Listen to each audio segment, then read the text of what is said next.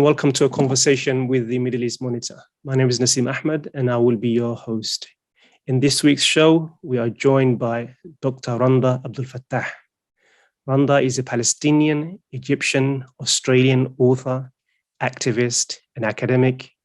Currently, she holds a position of postgraduate research fellow in the Department of Sociology at, if I'm pronouncing it correctly, Macquarie University, Sydney, Australia. Her research includes the generational impact of the war on terror on post-9/11 youth. Randa is also an award-winning author of over 11 novels. Wow. Thank you for joining us, Randa. It's my pleasure. Yeah, thank you.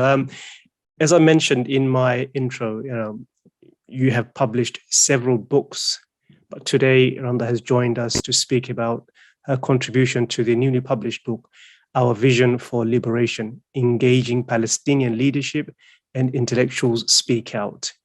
The book is edited by Professor Ilan Pappe and Dr. Ramzy Baroud. Both will be appearing at MEMO's launch of the book this Friday in London, where they will be joined by several other contributors to the volume. So do visit the MEMO website for more information, including how to register. So start off with, Randa, just generally, I've mentioned a few things about you. Some of our viewers, may have also heard and seen you speak passionately and eloquently about Palestine on various mainstream Australian TV and channels. But before we dive into the article you've written for that book, I think it would be good for our listeners if you can say something about the main themes that connect your research and work. You've written on various issues, including, as I said, Islamophobia, feminism, and of course, Palestine. Is there a common thread that unites, all your work?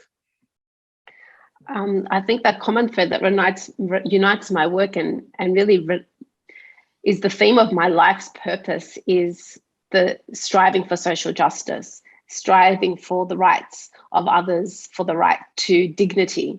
And that is something that I bring to bear in my political writing, in my academic writing, in my books for children, my most recent picture story book. Everything that I do is infused with a very strong sense that it is not only a privilege, but it is a responsibility that we use the platforms that we have, the talents and skills that we have to advocate for those who are marginalized, who are oppressed, who suffer injustice. And for me, that is something that I bring to bear, whether it's in my work on feminism, whether it's in my work on race and Islamophobia or Palestine, or being a settler minority on Indigenous land in Australia. So for me, that is what unites all my work. And across multiple genres and multiple sort of forms of writing and advocacy, that's what I'm very passionate about. Yeah, and you bring those ideas really powerfully, I think, in your article for the book. The title of the essay is The Ethics of Liberation. You speak about Palestine as a mode of experience. What does that mean, and what are the main ideas and concepts you want our readers to take away from reading your essay? Well, I've been reflecting a lot as not only a writer and academic and human rights activist, which is all enough to keep someone busy, but as the mother of 4 children. And I have 2 teenage children and then 2 younger children, 8 and 5 years old. And I have a wonderful, strong support network of fellow activists who we all build each other. It takes a village, really, to raise each other, to empower and energize each other, to keep on fighting. But I'm constantly questioning, what does it mean to live in a mode of resistance, in a mode of fighting, in a mode of speaking back and counter-narrative? There is a point at which you must carve out a space where you are not resisting, where you are not giving your power to the occupier, to the oppressor, in order to really ground you in what it is you're fighting for.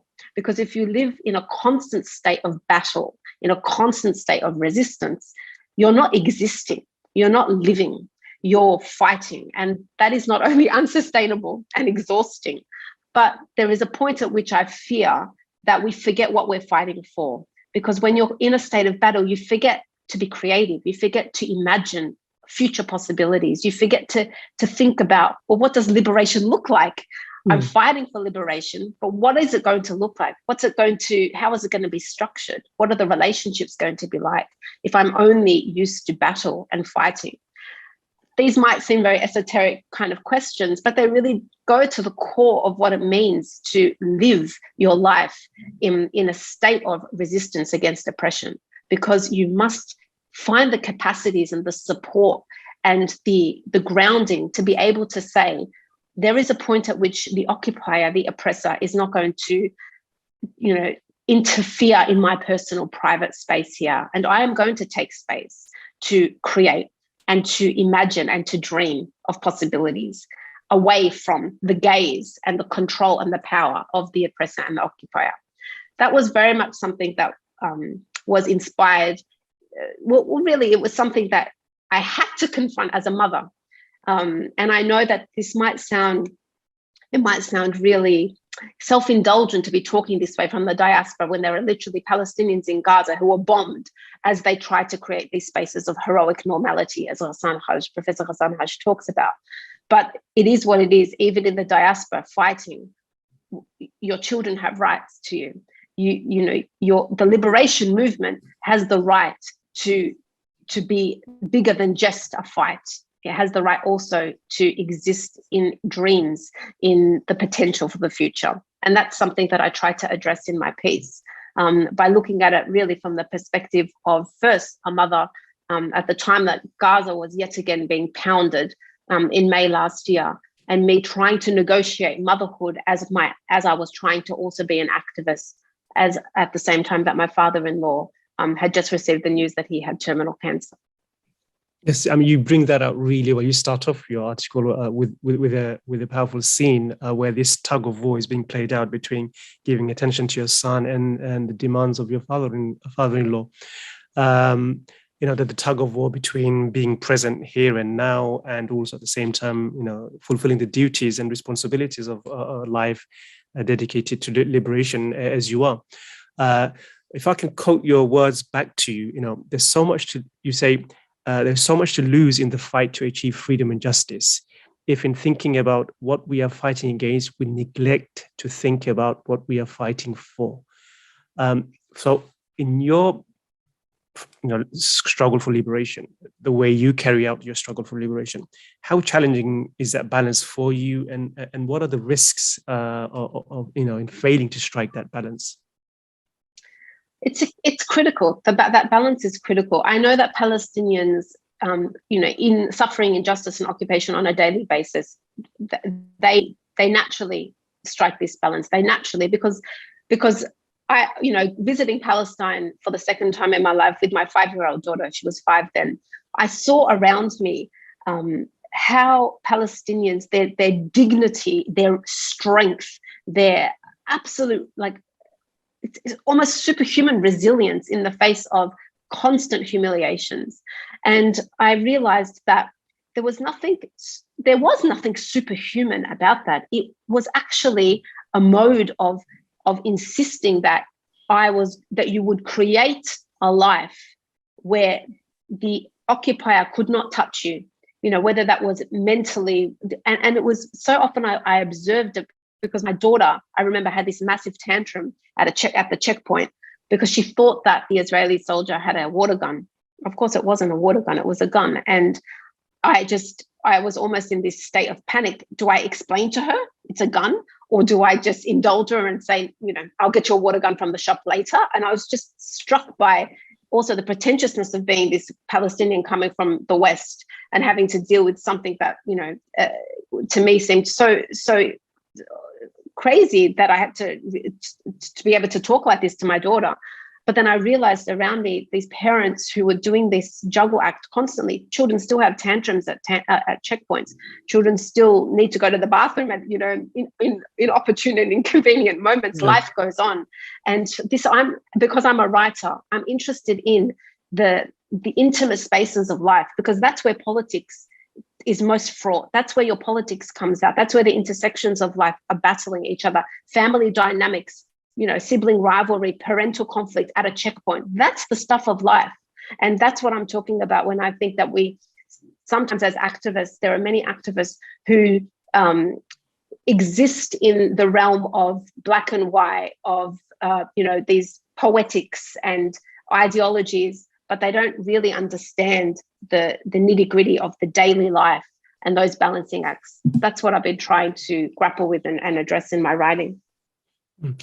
You mentioned that you took your children to Palestine. How many times have you done that? How many times have you visited Palestine? The reason I ask because it fits into the much broader theme of resistance and resisting what I think one of the Israeli leaders said: the old will die and the new will forget, with regards to Palestine.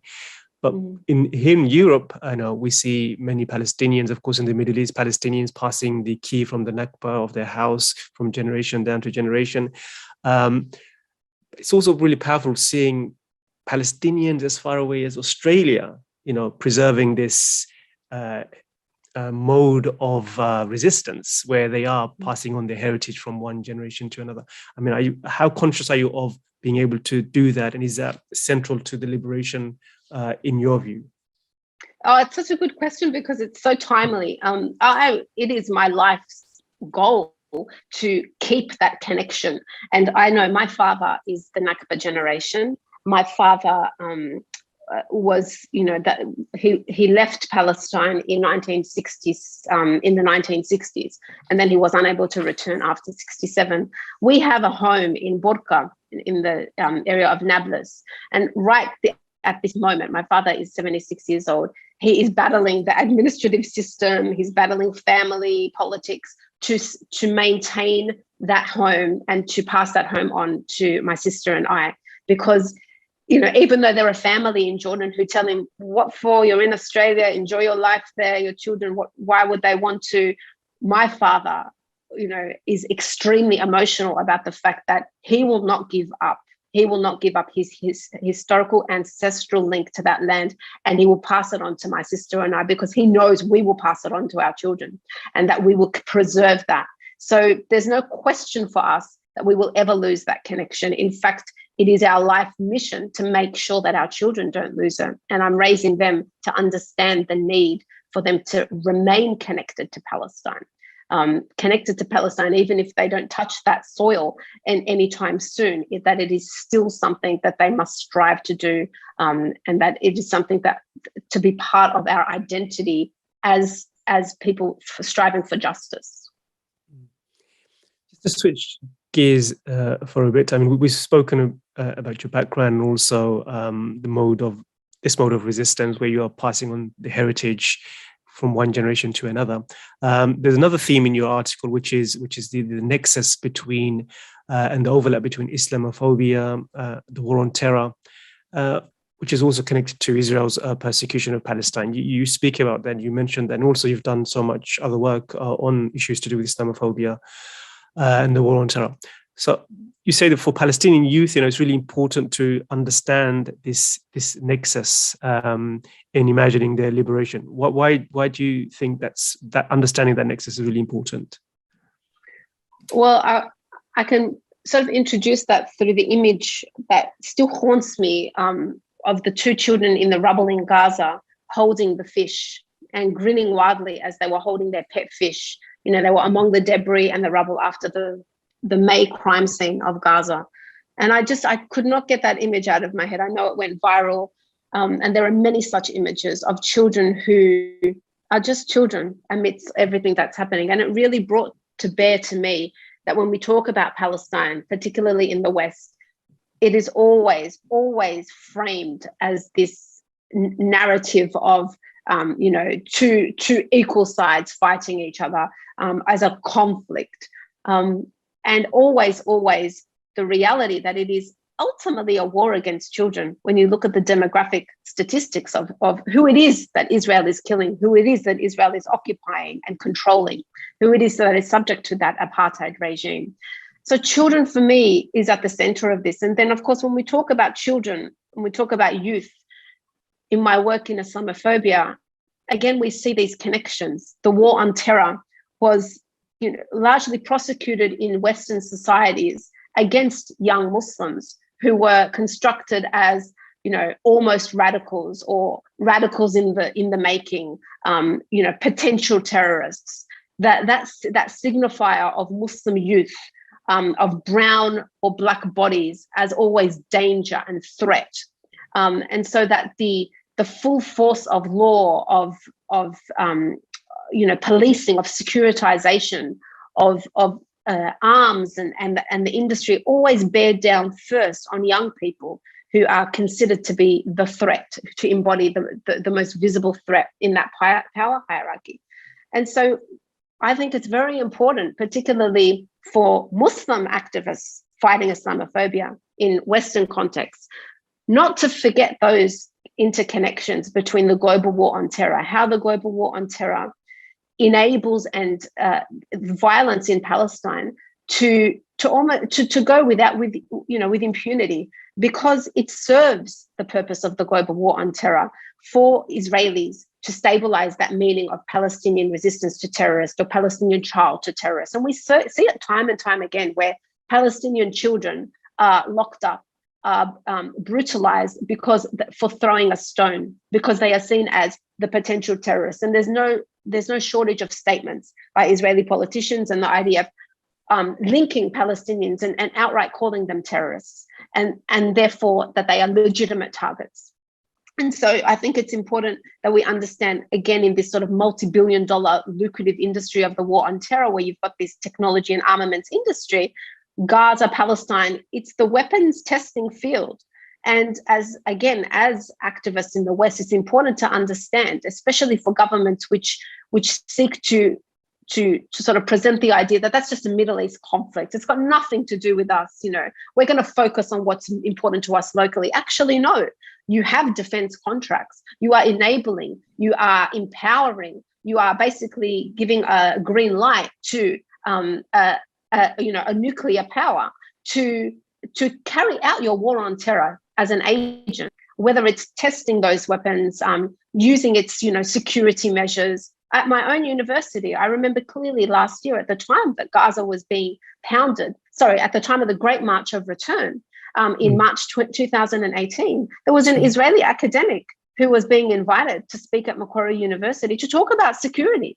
And so it's not that these things are just theoretical and academic little polite conversations. This is actually happening, that Western governments take security advice from an apartheid state. And so these connections are absolutely critical to make. And again, I start again, because they start first and foremost, the violence is against children. It is against youth, young people. And that is an imperative, therefore, for us to make these connections and to protect them from that violence. And if you're living in the West as a Muslim, Palestinian, or anyone who really thinks about social justice, you're presented with a view that when the West fights, or when the West stands for something, it stands from the point of neutrality, that the West represents, as you say, point zero. If I can just describe what that means, I mean, you touch on that and you say, the Western point of view assumes itself to be a point of view which requires no justification. So when the West takes a position on Israel, it's the most just and fair position. This myth is, of course, shattering as more and more human rights groups conclude that Israel is becoming an apartheid state. But it's the same position which has for decades, been gaslighting Palestinians about their suppression and their oppression, saying that you're too emotional, you don't really understand. You touch on all those themes. But how does that hubris in your personal life? How did that manifest, and how did you challenge this idea that the West, its view on Palestine, its view on Islam and Muslims, represents the neutral point and not a point which requires justification? Oh my gosh! So every media encounter, you're confronted with it, where you are told before an interview, okay, Randa, we're just going to have a polite, civilized conversation here about Palestine. I know emotions run high, but we're going to keep it nice and serious. We're going to keep it nice and polite, and not allow our emotions to get in the way. To have that kind of, condescending arrogance and the indulgence of being lectured to about what is civilized. And this self-indulgent, lie, this deception that the West is always from a point of objectivity and neutrality. And we know that there's no such thing. But also, it's not just that there is a conceit to that kind of a claim, but also we know it's not true because of the West's, violence around the world in the name of so-called national security, in the name of revenge against the 9/11 attacks, the millions and millions of Muslims who have died because of the emotional outburst that happened through the war on terror. What more of a lie than to say, imagine we had told the US, just remain neutral and objective, keep calm and civilized. So for me, this comes up time and time again. It comes up in the way panels are structured in interviews in the media or in academia, where I must be balanced by a Jewish point of view, an Israeli point of view, because imagine having a Palestinian able to speak on her own terms without being countered and balanced. I always say that it gives me this idea of a seesaw, where this idea that it's, they think that it's equal, but actually it's completely tipped over, and so, whether you balance or not, there's a certain point at which the distribution is unequal, let alone the fact that in the oppression and the apartheid and the occupation of Palestine, to say that you are neutral or objective, which many people have said before, in and of itself is taking a position, because you are clearly siding with the oppressor, you are siding with the occupier, you are siding with the apartheid regime. And so you're revealing not that you are neutral or that you are objective, but that you are subjective and that you have taken a side. So this is the kind of things that we are constantly unpacking in academia, in academic spaces, in the media, and revealing time and time again the hubris of this 0.0 perspective and the violence of it as well. And it is violent. To have to sit on a panel, for example, in May last year on a national television show, and I sat on a panel and I had to be balanced by a pro-Israeli politician. And I know because I've been on that show many times that it is always required. Was that the question about seeking safety for the dog in Israel? And okay. That's right. Yeah, it is. And again, the idea that they had to position pro-Zionist people in the audience to ask questions of me, to put me on the spot, as if I'm the one that's in the witness dock, as if there is something not inherently violent about asking the oppressed and the occupied to justify their existence, to justify their right to speak without having to be counted and balanced by their occupier, as if it's a debate. So these are the sorts of hypocrisies that we need to constantly expose. Do you see collapsing now? The so-called neutral position of the West has actually been in alliance and to facilitate apartheid, because more and more, as I mentioned, more and more human rights organizations have concluded that. Just this week, a pro-Israel lobby group in the US said that Zionism has failed. He literally used the word failed. Zionism has failed because if Israel cannot tolerate Palestinians raising their flag, if that threatens them, then what is there to protect? Almost speaking in those terms. So do you think that whole narrative is collapsing in front of our eyes? Because for a lot of people, for me anyway, I see that as being the beginning of an end to the collapse of the narrative which has sustained ongoing Israeli support. I think absolutely there is a huge destabilization of that, the Western narratives and conceits that have gripped sort of public discourse for so long. And I think that the major agent of change has been social media, because it has been able to show, okay, you're neutral here, you're not neutral. Here's the evidence in real time what's happening in Gaza with your neutrality and objectivity. Here's the real time evidence of what it means to indulge in Israeli propaganda. And I think that there's an entire generation with this ability, social media tools, to expose these lies in real time without having to be pressured by establishment media, which has really changed the sort of dynamics of how we can speak and expose these lies. Because I'm 42 years old, and so I remember activism before social media. I remember how difficult it was, where your only ability to have a say in public was to write a letter to the editor or to beg for an opinion piece to be published, in a print paper. Now you can circumvent those gatekeepers, and I think that has really given us the ability and capacity to expose these lies. We are coming to the end of our time, but I wanted to return to the ethics of liberation, ask you one final question regarding intersectional work and how important it is, you think, to make the campaign for Palestinian liberation a global fight against injustice, because that's also part of your piece. Not in this sense, as you say, I scratch your back, you scratch my back, but a genuine intersectional work that unites different communities from all over the world. Is that a major, theme or thread in liberation of Palestine?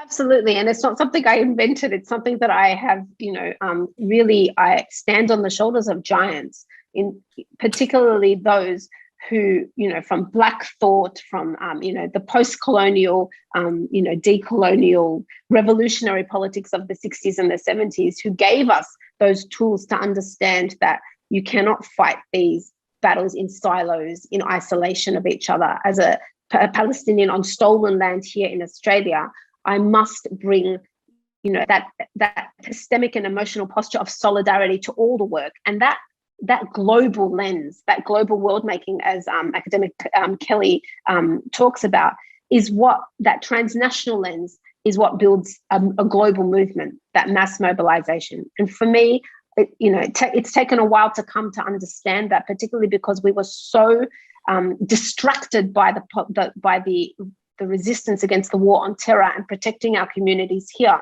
and the language of having to prove ourselves as safe for a long time. And now I see very clearly that it is only in global transnational solidarity movements that we can all achieve liberation together.